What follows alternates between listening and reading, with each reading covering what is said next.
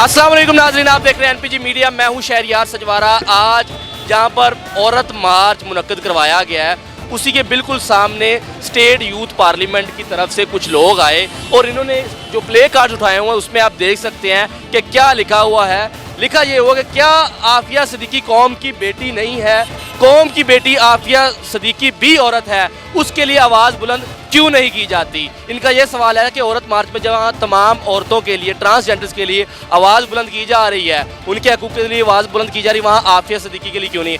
आज स्विट्ज़रलैंड में जो हिजाब पर पाबंदी लगाई गई, उसके खिलाफ यहाँ पर आवाज़ क्यों नहीं उठाई गई? वो भी तो एक औरत का हक है। आप ये देख सकते हैं एक प्ले कार्ड में क्या लिखा है, मेरा बाप, मेरा सरमाया, मेरा भाई, मेरा तहफ़्फ़ुज़, मेरा शौहर, मेरी गैरत। इनसे जानते हैं कि इनके मुतालबात क्यों है। ये बिल्कुल उसी मार्च के अपोजिट आए, अपनी इन्होंने बात की, बैनर्स आवेज़ा किए और खामोशी से वहाँ से चले गए। आप यहाँ करने क्या आए थे? असल में आज वुमेन डे है, पूरी दुनिया में वुमेन डे मनाया जा रहा है, तो हम वुमेन डे को अपनी बहन आफिया सिद्दीकी के नाम पे मना रहे हैं, कश्मीर की बहनों के नाम पे मना रहे हैं, बर्मा की बहनों के नाम पे, फ़लस्तीन की बहनों के नाम पे। और आज स्विट्ज़रलैंड में एक कानून पास किया गया, काला कानून, के जो औरतें पर्दा करती हैं उनके पर्दे के ऊपर पाबंदी लगाई गई है। उधर वहाँ पे असम्बली में बिल पेश किया गया।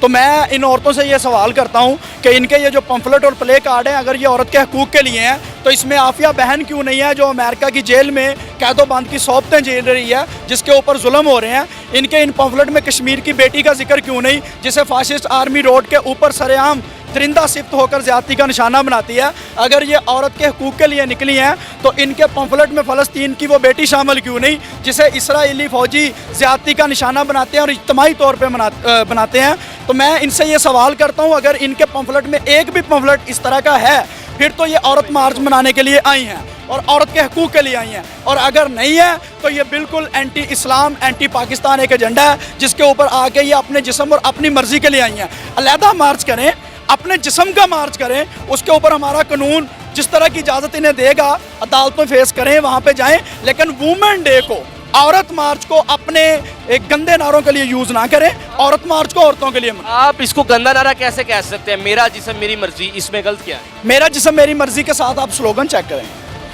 ये जो मेरा जिस्म मेरी मर्जी है, इस नारे को मैं बताता हूँ कि गलत कैसे कह सकता हूँ। पाकिस्तान एक इस्लामी मुल्क है और इस्लामी जमहूरिया पाकिस्तान कहलाता है। हमारे मुल्क में कानून मौजूद है। जिस तरह से ये अपनी तकरीरों में यूरोप के कानून सुनाती हैं, इस तरह हमारे मुल्क में भी आइन है और शरई तरीके से हमारा आइन हर चीज़ की इजाज़त देता है। अगर आप उस शरीयत में जाएँ तो इनका जिस्म नहीं, शरीयत के लिहाज से इस्लाम ने हमें जो हदें दी हैं, हमने उसकी हद में रहना है। और हमारी कौम की बेटियां रहती हैं, लाहौर की लाखों करोड़ों में तादाद है, लेकिन आप देखेंगे यहाँ पे ये 200-300 औरतें एक फ्लॉप सिस्टम लेके आई हैं। अल्हम्दुलिल्लाह हमारी बहनें और बेटियां अपने घरों से मुतमिन हैं और अपने घरों में मौजूद हैं। इन्होंने जहाँ से पैसे लिए हुए हैं उनके नारे लगाने के लिए यहाँ पे। मुझे लगता है यहाँ पर औरतों के जो हकूक़ हैं वो सल्ब किए जाते हैं, औरतों के साथ ज़्यादती पेश आती है। हमारी जो औरतों की जो एम्प्लॉयमेंट रेट है वो बहुत ज़्यादा, वो बिल्कुल कम है मर्दों की निस्बत। तो ये तमाम मसाइल औरतों को तो हैं, बिल्कुल किए जाते हैं। पाकिस्तान में औरतों के साथ जो ज़्यादतियाँ की जाती हैं, रेप के केस होते हैं,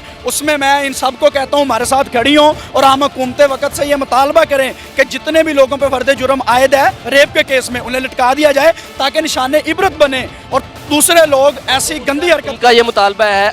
वो ये मुतालबा करते ही नहीं है कि ऐसे मर्दों को फांसी दी जाए। वो कहते हैं एक पैट्रियार्कल सिस्टम के तहत ये सब कुछ होता है, फांसी के साथ ये जो ज़्यादती के केसेस हैं ये नहीं रोक पाए जा सकेंगे। इस पर आप क्या कहेंगे? देखें जी, मैं ये कहता हूँ कि आप तारीख उठा के देख लें, आप चाइना और जनूबी कोरिया की तारीख उठा के देख लें। जब उन्होंने करप्शन वालों को सरेआम लटकाया तो करप्शन ख़त्म हुई है, जब उन्होंने जना करने वालों को सरेआम लटकाया तो ख़त्म हुआ है। ये उनका स्लोगन है, इसके ऊपर वो दलीलें देंगे। मैं अपनी दलील आपको ये दे रहा हूँ कि हमारे साथ खड़ी हों, हम अपनी बहनों बेटियों के लिए सबसे आगे हम खड़े होंगे। और अकलीतों का जो आज वो नाम इस्तेमाल यहाँ पे कर रही हैं, मैं आपको बताता चलूँ, पिछले दिनों में हज़रत ईसा अलैहिस्सलाम की शान में गुस्ताखी की है मारवी सरमंद ने, जो औरत मार्च को ऑर्गेनाइज़ करने वाली है।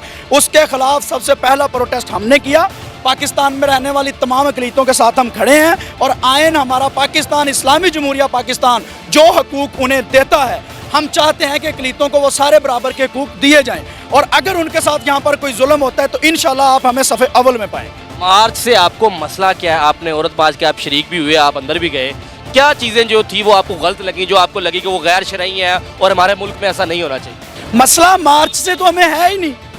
हम तो कहते हैं औरतों के हकूक़ के लिए निकलें, हम भी आपके साथ निकलते हैं। मसला ये है कि क्या डॉक्टर आफिया सिद्दीकी औरत नहीं? क्या फ़लस्तीन की बेटी औरत नहीं? अगर आपको कुछ स्लोगन एक भी नज़र आया है फिर आप बात कर सकते हैं। की बात अगर फेयर नहीं है, तो ये औरत मार- वहाँ पर बिल्कुल आफिया सिद्दीकी या इस तरह के लोगों के जो फ़लस्तीन में जो औरतों के साथ हो रहा है किसी पर बात नहीं की गई। मैं पूरा दिन वहाँ पर मौजूद था। उनके हकूक़ पर बात नहीं करें, मगर वो जिन हकूक़ पर बात करें वो तो फेयर है ना। आप उनके स्लोगन चेक करें। वो रेप के केस में हमारी हमारी माएँ बहनें बेटियां, शरीयत उन्हें जो पर्दे का हुक्म देता है उसमें वो जॉब करती हैं और आपके पाकिस्तान में करती हैं। और हम कहते हैं कि करें, बिल्कुल शरीयत पर्दे का हुक्म देता है, पर्दे में जाएं, जॉब करें, अगर वो पर्दा नहीं करती तो स्टडी करें। देखें जी, अगर वो पर्दा नहीं करती तो उनके वालिदैन मौजूद हैं जो उन्हें घर में तरबियत देते हैं।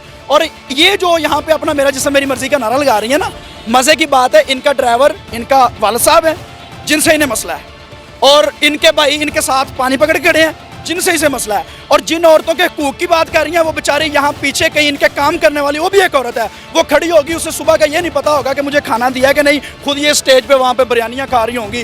वो औरत नहीं है जिसे ये अपने साथ, जिसे डिग्गी में बिठाते हैं, इलियट क्लास लोग ही बिठाते हैं ना कारों की डिग्गियों में। हमने इस मुल्क में देखा है अपने घर में जो तशद्दुद करते हैं बच्चियों के साथ, काम करने वाली जितनी भी बेटियों के साथ ये जुल्म करते हैं, हम अपनी उन बेटियों के साथ हैं। और हम कहते हैं कि उसके ऊपर सख्त कानून बनाया जाए और जो रेपिस्ट हैं उनको लटकाया जाए।